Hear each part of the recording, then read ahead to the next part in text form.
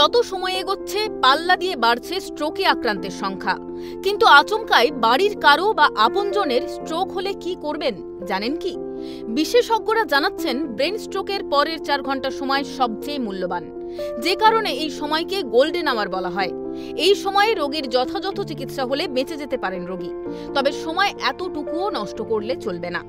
তো চলুন দেখে নেওয়া যাক কোন কোন লক্ষণ দেখলেই দ্রুত সতর্ক হতে হবে।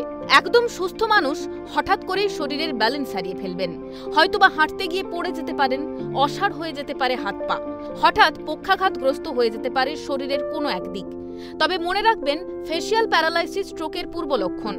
মুখের একদিক বেঁকে যাবে, জিভ আড়ষ্ট হয়ে যাবে, কথাও জড়িয়ে যেতে পারে, গুলিয়ে যাবে চিন্তা ভাবনা, ঝাপসা হবে দৃষ্টি, নিয়ন্ত্রণে থাকবে না প্রস্রাবও। এবার কেউ স্ট্রোক আক্রান্ত হয়েছে বুঝলে কি করবেন দেখুন এক নজরে। প্রথমত, স্ট্রোক হয়েছে বুঝলে ভুলেও রোগীকে কিছু খাওয়াতে যাবেন না, এমনকি জলও না।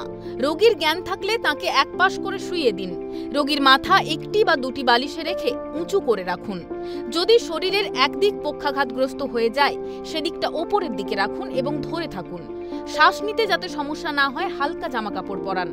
যদি রোগীর নাড়ির গতি কমতে থাকে তাহলে সিপিআর দিতে হবে। সিপিআর দিতে না জানলে দ্রুত বিশেষজ্ঞের সাহায্য নিন। তবে যত দ্রুত সম্ভব রোগীকে হাসপাতালে নিয়ে যাওয়াই বাঞ্ছনীয়। তবে হ্যাঁ, হাসপাতালে নিয়ে যাওয়ার পরে রোগীকে যেন ফেলে রাখা না হয়, সেই বিষয়টিও কিন্তু মাথায় রাখতে হবে। তাই আর আতঙ্কিত হওয়ার প্রয়োজন নেই। আগাম সতর্ক থাকুন, সুরক্ষিত ও নিরাপদ থাকুন। ক্যালকাটা নিউজ।